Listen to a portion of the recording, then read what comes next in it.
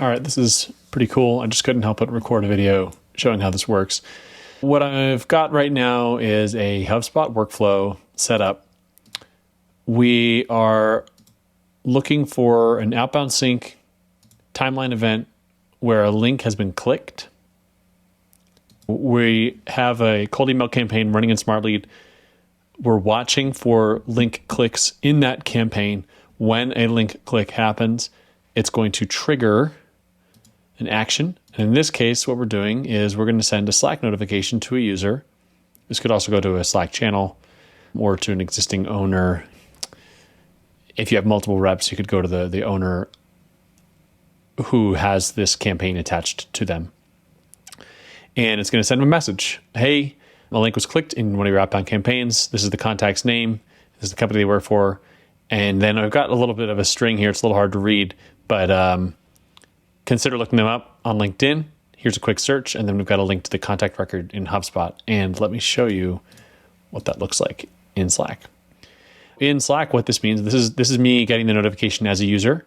This has the context about them, but then I also have a pre-populated search to find their LinkedIn profile. Now, here's an example of what we're pre-populating for the sales rep. So they could just click that link and they can go find that person. And the cool thing about this is that it doesn't require having LinkedIn profiles up front when you run your initial campaign.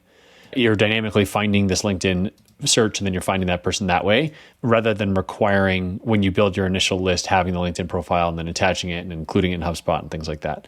What's neat about doing this for a link click, but you could do this for anything. You could do this for a reply, you could do this for whatever.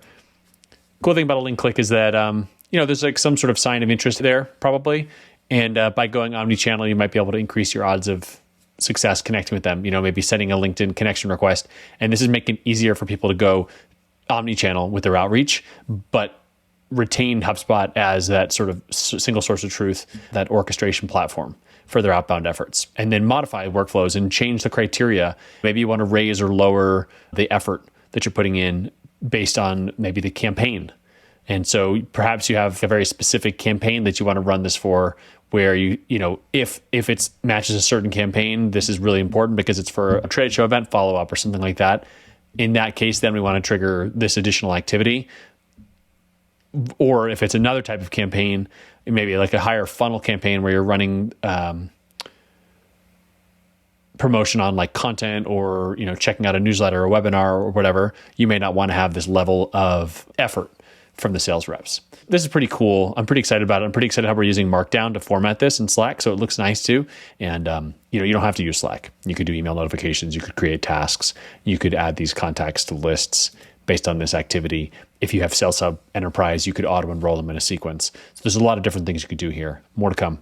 But I think it's seeing these pieces come together and how we can stack different parts of how OutboundSync works into these sort of more complex workflows is pretty exciting. All right, thanks.